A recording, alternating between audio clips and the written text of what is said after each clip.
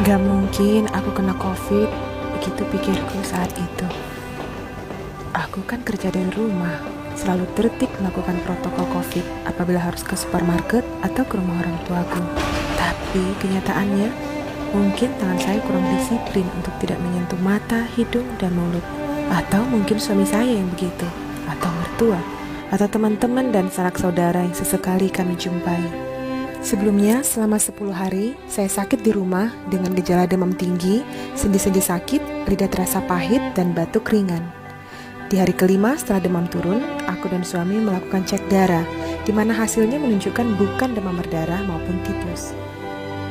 Walau enggan melakukan rapid test, mungkin karena takut menerima kenyataan, apalagi saya toh tidak demam lagi, saya akhirnya melakukan rapid test pada hari ke-7. Dan hasilnya non-reaktif.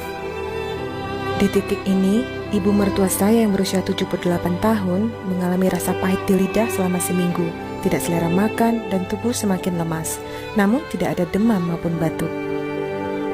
Karena gejala ini tidak terlihat berbahaya, maka tidak ada tindakan medis yang lebih lanjut dilakukan selain beristirahat. Merasa lega dengan hasil non-reaktif, keesokan harinya, suami ke rumah sakit Elizabeth untuk ambil obat batuk yang tak kunjung reda. Oleh Dr. Budianto, suami diperintahkan untuk melakukan CT thorax, di mana pada hasilnya terlihat bercak-bercak yang sudah meluas ke kedua paru-paru. Karena rasa takut, kami memutuskan melakukan swab test keesokan harinya. Dan hasilnya positif. 4 Juli 2020, sore itu kami masuk ke rumah sakit Elizabeth Medan.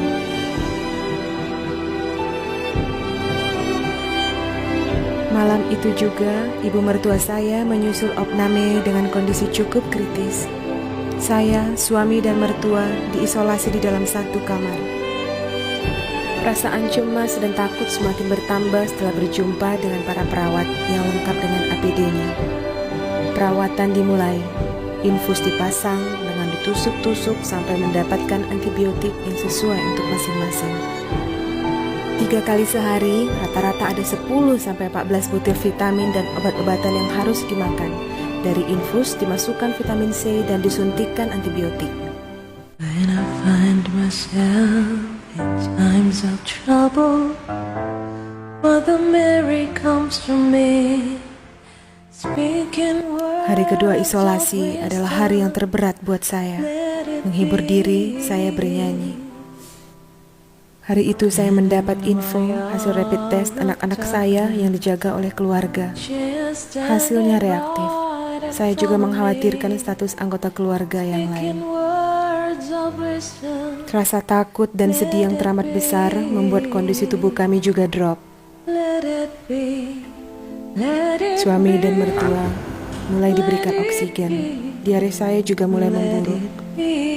Untunglah keluarga dan teman-teman selalu mendoakan dan memberi support. Berdamai dengan situasi yang sedang menimpa keluargaku tidak mudah. Tapi pesan dari Dr. Joseph menjadi pengingat dan penutup untuk hari kedua.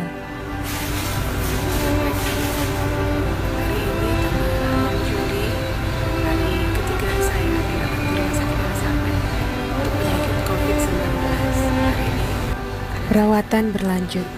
Para perawat yang tidak kami kenali di balik APD-nya melakukan EKG setiap hari, cek darah per 2 hari, dan foto toraks per 3 hari. Perawat juga mengantar makanan yang sehat, juga makanan-makanan tambahan yang dikirim oleh keluarga. Setiap hari perawat juga menyuntikkan obat pengencer darah ke perut suami dan mertua. Selebihnya, kami bertiga harus saling support dan membantu satu sama lain. Berdoa, memotivasi, khususnya dalam merawat ibu mertua di tengah keterbatasan para perawat. Selama perawatan, tangan sering nyeri karena membengkak dan infus dipindah berkali-kali. Sesekali, di lorong kedengaran suara-suara raungan pasien lain yang menyayat hati. Doa pendek kupanjatkan untuknya. Sesekali juga di lorong ini kami berjumpa dengan pasien-pasien lain yang telah sembuh dan menunggu hasil swab negatif. Puji Tuhan, mujizat terjadi. Walau anak-anak terpapar, tapi tanpa gejala dan semakin sehat dirawat keluarga. Semua keluarga juga non-reaktif dan sehat. Kondisi kami juga berangsur sembuh, khususnya ibu mertua yang di usia 78 tahun berhasil melewati masa krisisnya dan recovery-nya sangat cepat. Setelah 2 kali swab saja, kami berhasil mendapat hasil negatif. 2 minggu lamanya saya di rumah sakit, keluar lebih dulu dari suami dan mertua yang menyusul beberapa hari setelah itu. Jangan lengah, virus ini memang berbahaya. Jangan takut, dengan deteksi awal dan perawatan yang benar, virus ini bisa dikalahkan.